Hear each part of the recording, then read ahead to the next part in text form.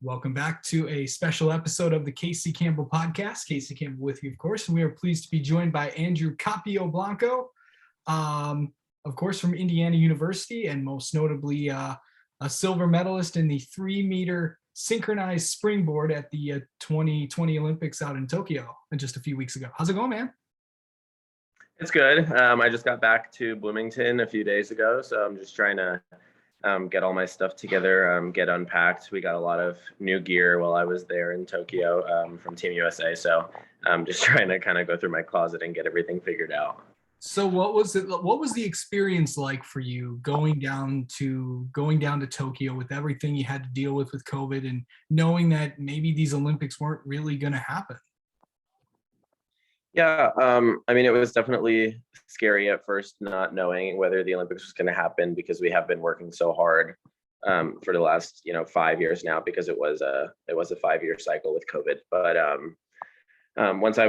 once we figured out that it was definitely happening, I just tried to kind of go in with no expectations because I didn't really know how the Olympics would be with COVID and what restrictions they would have when we got there. But it was a very pleasant surprise when I got there. It was definitely very well run, and the Japanese delegation did a great job of making it as comfortable, as safe, and as normal as possible. Of course, yeah, you guys did a good, really good job down there by those guys. So yeah. Going into the synchronized springboard, it's for people that don't know, it's two of you guys trying to do the same dive. You guys got a match or something. Kind of explain for people that really don't know what the synchronized diving is.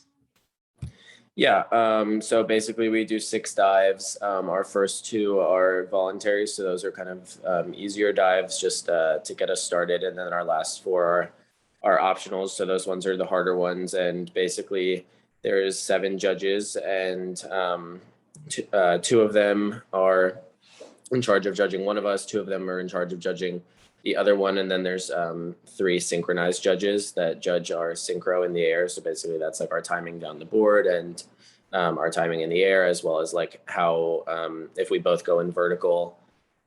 So basically that's how it's judged. But yeah, it's basically just a team event of diving, and you're just trying to be in time as much as you can and do the best dives that you can do individually as well.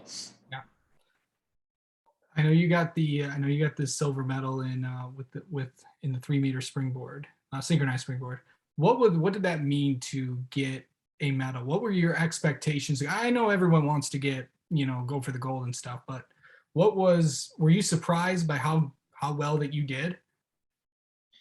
Not really. We went in with the expectation and the goal to medal. And I think that just going in with that expectation for ourselves kind of is what helped us do that. We never really had a doubt that we could have done it. And although I did have some struggles leading up with a back injury, and I didn't get as much training as I wanted to, it really, it all came down to just trusting our training and trusting what we've done before. And once the light came on and the whistle blew in the competition, we kind of just knew what to do. So yeah.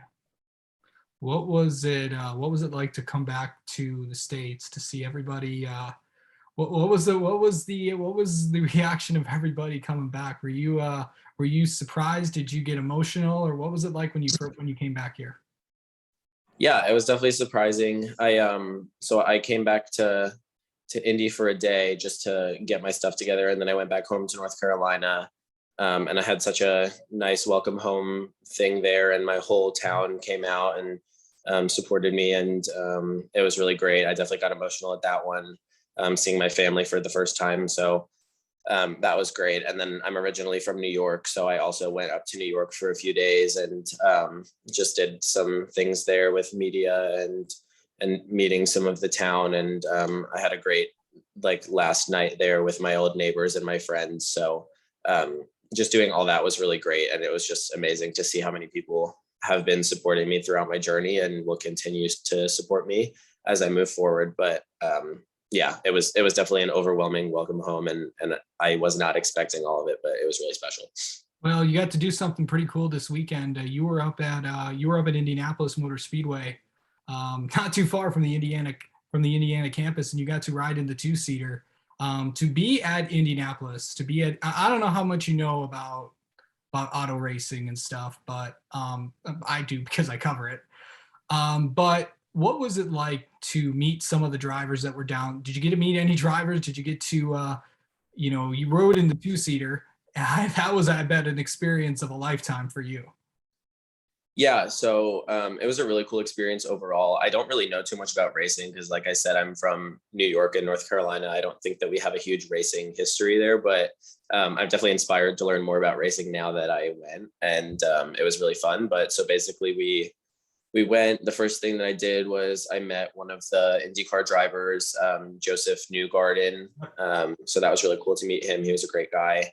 And then we learned a little bit about how the Indy cars work. We like got to see like the wheels and stuff. And then we were in a suite to watch the race. But so we went up to the suite, and then I went down and changed into my fire suit and met Mario Andretti, which was really cool. Yeah. He's like one of my dad's idols. So that was really awesome. And then, yeah, I got in the car, and it was amazing. It was one of the most fun experiences that I've ever had. So you grew up in North Carolina. You do know that's NASCAR country, right?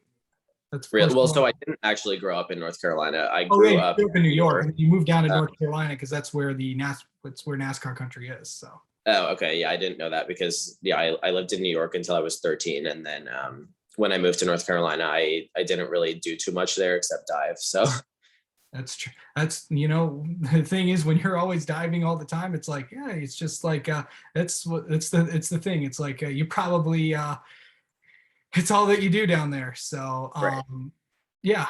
So overall, and by the way, another one of your first time teammates is Tyler Downs, of course, your teammate there. And then you guys are going to be competing against each other. Of course, you're going to Indiana. He's at Purdue. Mm-hmm. You guys have you guys are teammates. Are you guys like, going to beat each other outside in competitions in the Big Ten? Yeah, well, we're really good friends, and I think that it's just like a friendly competition. Of course. Overall, the IU and Purdue diving teams are very close, and so obviously we do have that little competitiveness because like IU and Purdue are the top diving schools in the country, but for us, it's kind of just friendly competition, and we're all, like I said, we're all good friends. So it'll be honestly just fun to see him at meets and yeah, just see how he progresses. And I'm excited to compete against him in the future. Yeah. Yeah, for sure. All right, let's get to know you a little bit outside of the diving world. How about that? All right, sure. All right, favorite. Okay, I know favorite movie.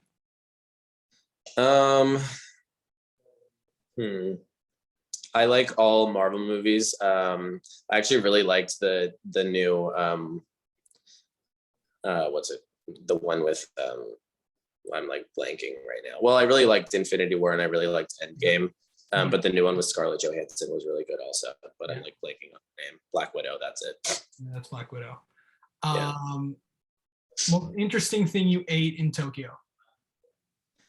Most interesting thing, honestly, the food was pretty normal, or like what you'd think. I really liked the dumplings, but I'm not a big seafood person, and I had some shrimp dumplings, so I thought that those were pretty good.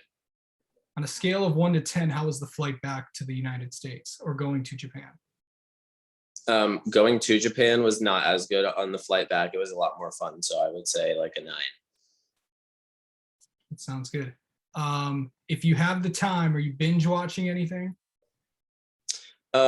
Yes. So like I said, I like Marvel stuff. So I was binge watching Loki on the way to Tokyo. Yeah. And then on the way back, I was watching Outer Banks because that had just came out. So the season 2 of that. Oh yeah, everyone's been watching Outer Banks. So, yeah. So that's what people on Netflix do. They watch Outer Banks. Yeah. Your favorite sports team that you root for? Honestly, I'm not a huge sports fan. I kind of just stick to my diving, but my family, we like the Giants. So yeah, it's the New York. Oh yeah, because from New York. Of course. Well, too, you could be a Jets fan. I mean, that's right. That's not like that's like not good. That's not good for your health if you're a Jets fan. Well, right, but also we're Mets fans, so that's also not good for your health, kind of. That's awesome. Yeah, I mean, well, they're doing okay right now, but I mean, yeah, It's I mean, that is it's New York sports in a way. Yeah. And also, let's name 2 things people may not know about you. I'm a twin. I have a twin brother. He goes to UNC Chapel Hill. Nice. And we were born 6 weeks premature, so that's interesting. Very interesting. Yeah. That's quite interesting for twins. Yeah. So were you born first or was he born first? I was born 3 minutes first, or 3 minutes before. Nice. All right. Well, Andrew, thank you so much. Congratulations on the accomplishments in Tokyo, and good luck this season for Indiana. Thank you.